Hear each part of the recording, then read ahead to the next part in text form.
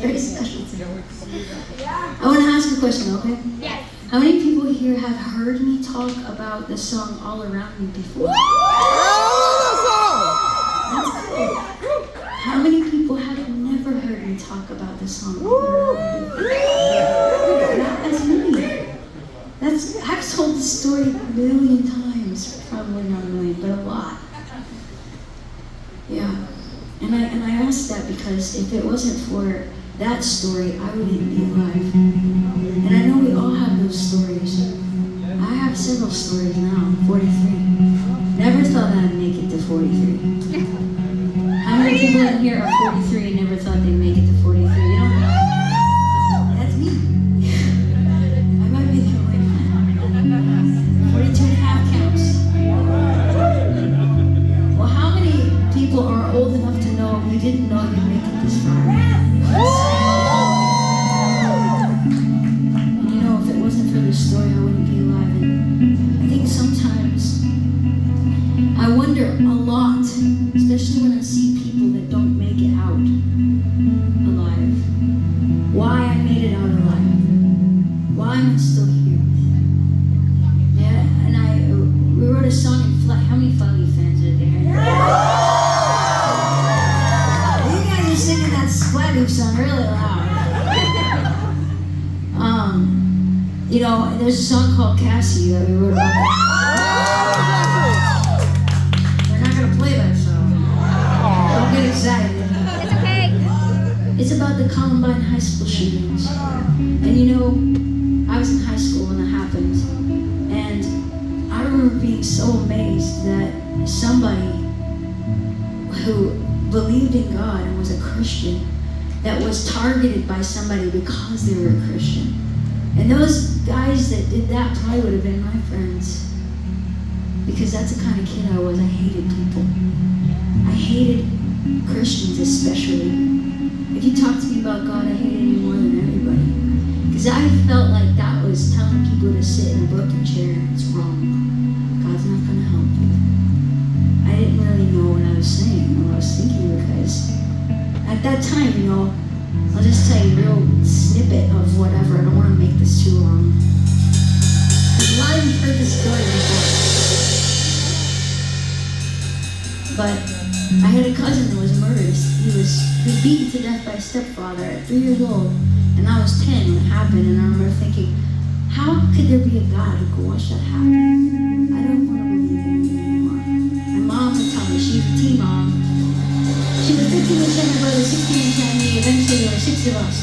And still no dad. And she would be like, God's going to help us. And of course he would. We'd break down on the side of the road. And you know, when I was a kid, we didn't have cell phones. And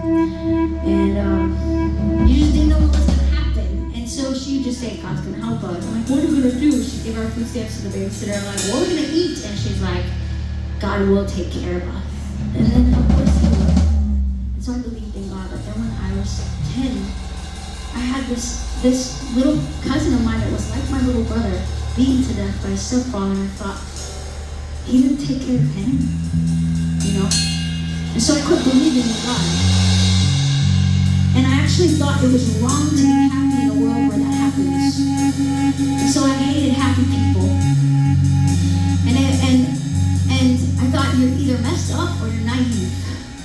How can you be happy? And I would talk myself into being sad every day. If I caught myself being happy, I would tell myself something and make myself sad, and I thought that would be like what I do.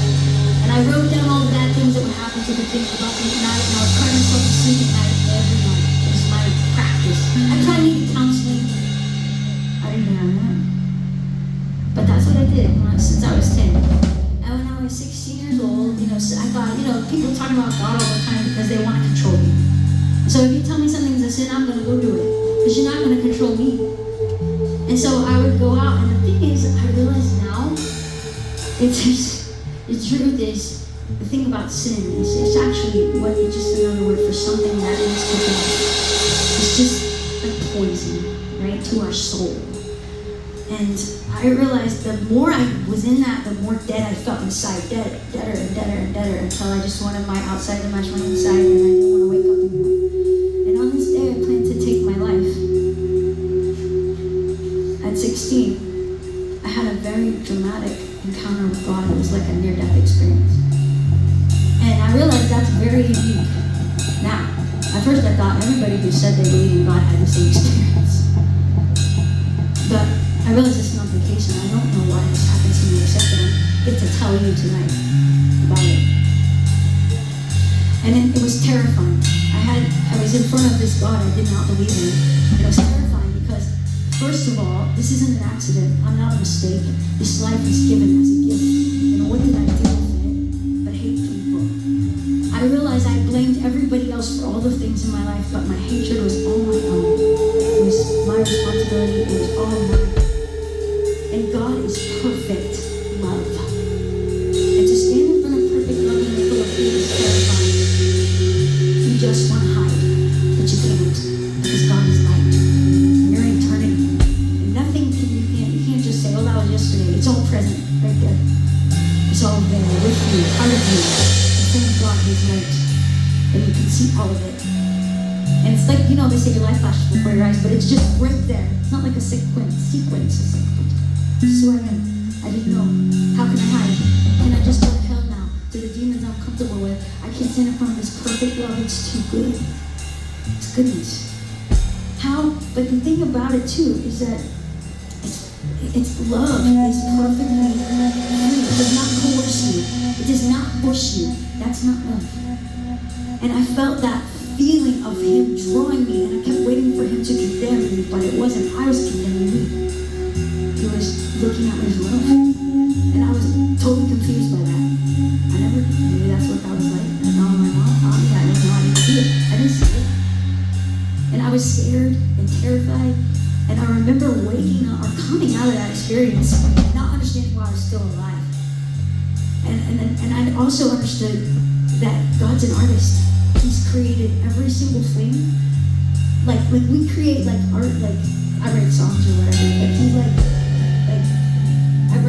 we make t-shirts. We have t-shirts back there. My husband designed those t-shirts. Took a photo of me, did this thing with paint, whatever. We designed album art that has like an eagle on it, right? Like this. But God actually makes eagles that are alive. And like he creates trees that are, beautiful on an album, but like they're alive and they make more trees and they've been doing that for centuries. And like birds live in them. It's like, he's an artist who brings life. And guess what? I remember going to school the day after that experience and looking at all the people I hated the day before and realizing that's his art. This God of love created each one of us.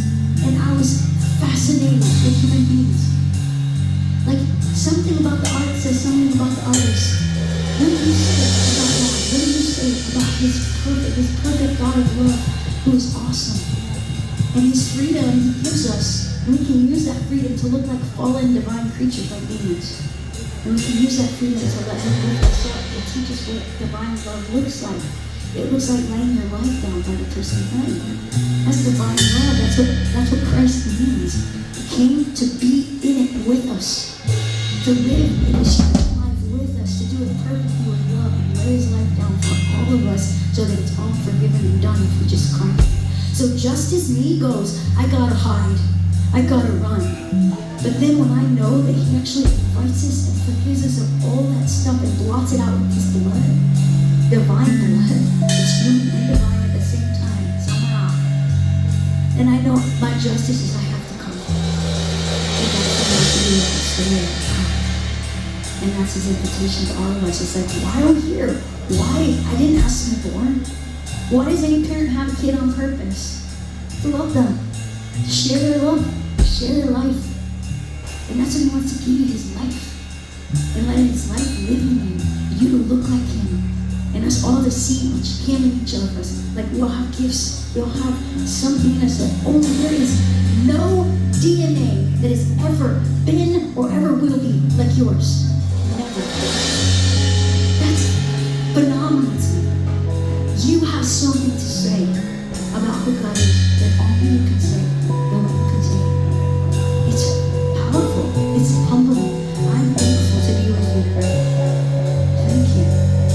Thank you for being with me tonight. That's what the song's about.